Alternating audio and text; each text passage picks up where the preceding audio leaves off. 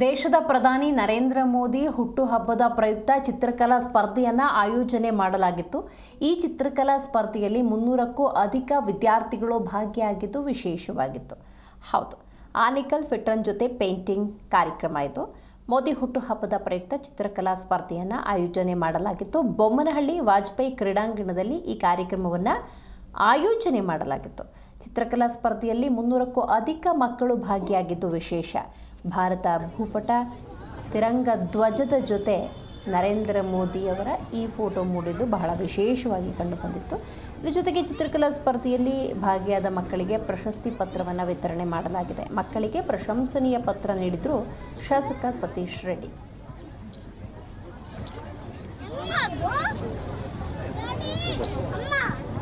ಎಲ್ಲವೂ ಕೂಡ ಇಲ್ಲಿ steel plate, steel cups and spoons ಇದೆ. Zero plastic run as well. Once again, huge thanks. ಎಲ್ಲವೂ ಕೂಡ ಇಲ್ಲಿ steel plate, steel cups and spoons ಇದೆ. Zero plastic run as well. Once again, huge thanks. Yes, sir. Down to top. Down to top.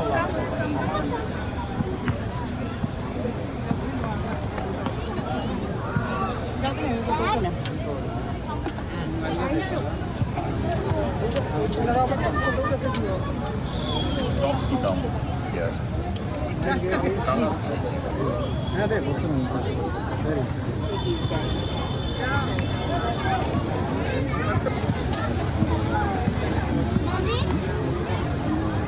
So much. I want to huge applause for all the sponsors once again. And ಇವತ್ತು ನಮ್ಮ HSR ಲೇಔಟ್ನಲ್ಲಿ ನಮ್ಮ ಶಾಸಕರಾದಂಥ ಸತೀಶ್ ರೆಡ್ಡಿಯವರ ನೇತೃತ್ವದಲ್ಲಿ MSR ನಮೋ run ಭಾಳ ಯಶಸ್ವಿಯಾಗಿ ಇವತ್ತು organise ಆಗಿದೆ.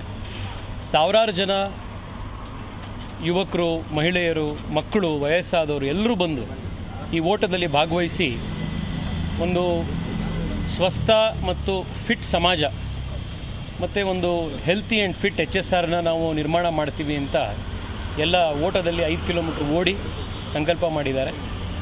ಸತೀಶ್ ರೆಡ್ಡಿ ಅವರು ಸ್ವತಃ ಕ್ರೀಡಾಪಟುಗಳಾಗಿ ಅವರು ಕ್ರಿಕೆಟ್ ಆಟ ಆಡಿ ಯುವಕರ ಬಗ್ಗೆ ಒಂದು ವಿಶೇಷ ಕಾಳಜಿ ಇರೋದರಿಂದ ಈ ಭಾಗದಲ್ಲಿ ಸಾಕಷ್ಟು ಗ್ರೌಂಡ್ಗಳು, ಪಾರ್ಕ್ಗಳು ಇದನ್ನೆಲ್ಲದನ್ನು ಮಾಡಿದ್ದಾರೆ.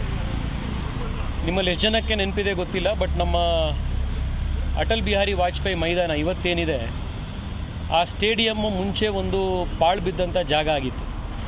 ಅದನ್ನು ಎಷ್ಟೋ ಜನ ಇಲ್ಲಿ ಅದನ್ನು ಒತ್ತುವರಿ ಮಾಡಿಕೊಂಡು ಜಾಗ ಹೊಡ್ಕೋಬೇಕು ಅನ್ನೋರಿದ್ದರು. ಅಂಥ ಜಾಗದಲ್ಲಿ ಇವತ್ತು ಒಂದು ಸುಸಜ್ಜಿತವಾದಂಥ ಒಂದು ಸ್ಟೇಡಿಯಂನ ನಿರ್ಮಾಣ ಮಾಡಿ ದಿನನಿತ್ಯ ಸಾವಿರಾರು ಜನ ಯುವಕರು ಅಲ್ಲಿ ಆಟ ಆಡಿಯುವಂಥ ಒಂದು ವ್ಯವಸ್ಥೆಯನ್ನು ಎಲ್ಲರೂ ಅವರವರ ಮತವನ್ನು ಪ್ರೀತಿಸುವಂಥದ್ದು ಸಹಜ.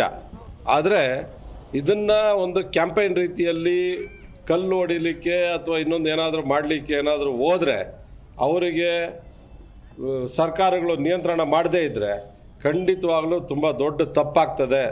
ತಕ್ಷಣ ಈ ರೀತಿ ಯಾರು ಅಶಾಂತಿಯನ್ನು ಮೂಡಿಸ್ಬೇಕು ಅಂತ ಹೊರಟಿದ್ದಾರೆ ಅಂಥವ್ರನ್ನ ಒದ್ದು ಒಳಗಡೆ ಹಾಕಬೇಕು.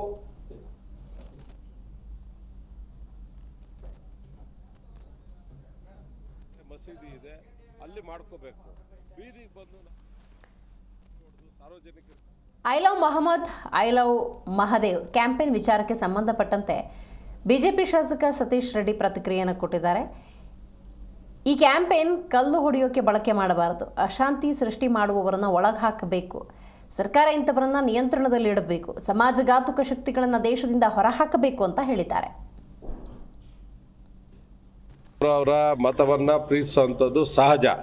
ಆದರೆ ಇದನ್ನು ಒಂದು ಕ್ಯಾಂಪೇನ್ ರೀತಿಯಲ್ಲಿ ಕಲ್ಲು ಹೊಡಿಲಿಕ್ಕೆ ಅಥವಾ ಇನ್ನೊಂದು ಏನಾದರೂ ಮಾಡಲಿಕ್ಕೆ ಏನಾದರೂ ಹೋದರೆ ಅವರಿಗೆ ಸರ್ಕಾರಗಳು ನಿಯಂತ್ರಣ ಮಾಡದೇ ಇದ್ದರೆ ಖಂಡಿತವಾಗಲೂ ತುಂಬ ದೊಡ್ಡ ತಪ್ಪಾಗ್ತದೆ. ತಕ್ಷಣ ಈ ರೀತಿ ಯಾರು ಅಶಾಂತಿಯನ್ನು ಮೂಡಿಸ್ಬೇಕು ಅಂತ ಹೊರಟಿದ್ದಾರೆ ಅಂಥವ್ರನ್ನ ಒದ್ದು ಒಳಗಡೆ ಹಾಕಬೇಕು. ಎಲ್ಲರಿಗೂ, ಎಲ್ಲ ಮತದವ್ರಿಗೂ ಕೂಡ ಅವರವರ ದೇವರನ್ನು ಪೂಜೆ ಮಾಡೋಂಥ ಹಕ್ಕಿದೆ. ಅದಕ್ಕೆ ದೇವಸ್ಥಾನ ಇದೆ, ಮಸೀದಿ ಇದೆ, ಅಲ್ಲಿ ಮಾಡ್ಕೋಬೇಕು. ಬೀದಿಗೆ ಬಂದು ನಾವು ರಸ್ತೆಗಳಲ್ಲಿ ಕಲ್ಲು ಹೊಡೆದು ಸಾರ್ವಜನಿಕರಿಗೆ ತೊಂದರೆ ಕೊಡೋವಂಥದ್ದು ಅಂದರೆ ಇದು ಯಾರೋ ಒಂದು ಪ್ರೇರೇಪಣೆ ಮಾಡ್ತಾ ಇದ್ದಾರೆ. ಇದರಿಂದ ಬೇರೆ ಬೇರೆ ದೇಶದ ಶಕ್ತಿಗಳು ಅಡಗಿದ್ದಾವೆ.